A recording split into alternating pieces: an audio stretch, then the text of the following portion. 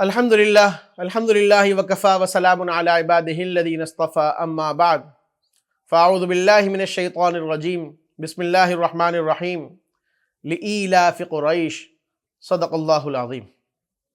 آج ہم انشاءاللہ سورہ قریش کی آیت، سورہ قریش کا ترجمہ اور ان کی تفسیر انشاءاللہ سیکھیں گے۔ لإیلاف قریش، قریش کے لوگ عادی ہیں۔ ایلاف کہتے ہیں عادی ہونا، مانوس ہونا۔ ایلافہم رحلۃ الشتاء والصیف، اور وہ عادی ہیں سردی اور گرمی کے موسموں میں سفر کرنے کے۔ یہ مکہ کے لوگ جو مشرکین تھے، ان کے جو کمانے کا ذریعہ تھا وہ تجارت تھی۔ وہ یہاں سے جاتے اور جو ہے وہ سردیوں کے موسم میں یمن کی طرف جاتے تھے اور گرمیوں میں شام کی طرف جاتے تھے، اور تجارتی قافلہ جو ہے وہ ان کا جایا کرتا تھا۔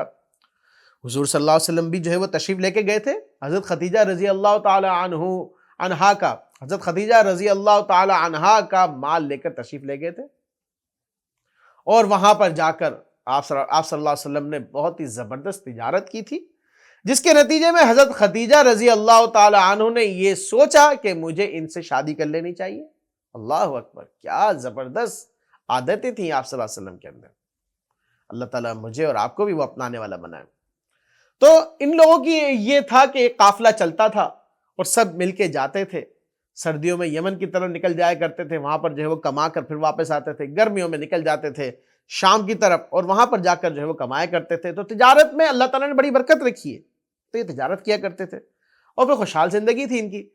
اچھا، ان کی جو ویسے تو راستوں میں بہت جگہ پر ڈاکو وغیرہ ہوتے تھے اور وہ مال لوٹ لیا کرتے تھے، لیکن قریش کو لوگ سب عزت کی نظر سے دیکھتے تھے۔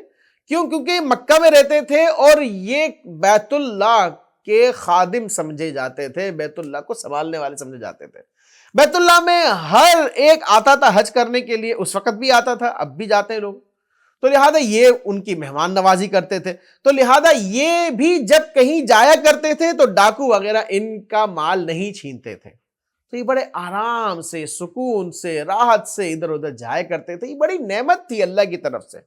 اللہ تعالیٰ اس نعمت کا تذکرہ ان کے لیے کر رہے ہیں کہ یہ نعمت خود بخود نہیں نصیب ہوئی، یہ ہم نے تمہیں عطا کی، لہذا کیا کرو؟ فَلْيَعْبُدُوا رَبَّ هَذَا الْبَيْتِ، لہذا عبادت کرو اس گھر کے پروردگار کی۔ یہ گھر کس کا ہے؟ کعبہ کس کا ہے؟ بیت اللہ کس کا ہے؟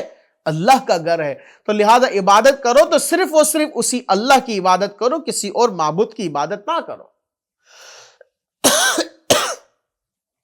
اللہ تعالیٰ یہ فرما رہے ہیں ان کو کہ یہ نعمت میں نے دی تو لہذا میری عبادت کرو۔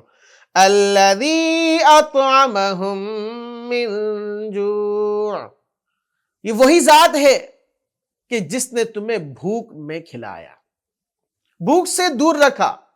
اللہ تعالیٰ نے ان کو یہ راستے کا امن عطا فرمایا جس سے جا کر وہ کمائے کرتے تھے، جس کی وجہ سے ان کے اوپر بھوک مسلط نہیں ہوتی تھی۔ وَآمَنَهُم مِّن خَوْفٍ، اور خوف سے امن میں رکھا۔ یہ اللہ تعالیٰ نے ان کو عزت دی کہ جس کی وجہ سے پورا عرب ان کی عزت کیا کرتا تھا، اور ان کو بالکل بھی ان کے قافلے کو نہیں چھیڑ چھاڑ کرتے تھے، ان کے قافلے کے ساتھ چھیڑ چھاڑ بالکل نہیں کرتے تھے، اور وہ سیدھا سیدھا نکل جاتے تھے۔ تو اللہ تعالیٰ اپنی نعمتیں ان کو دکھا رہے ہیں۔ آج ہم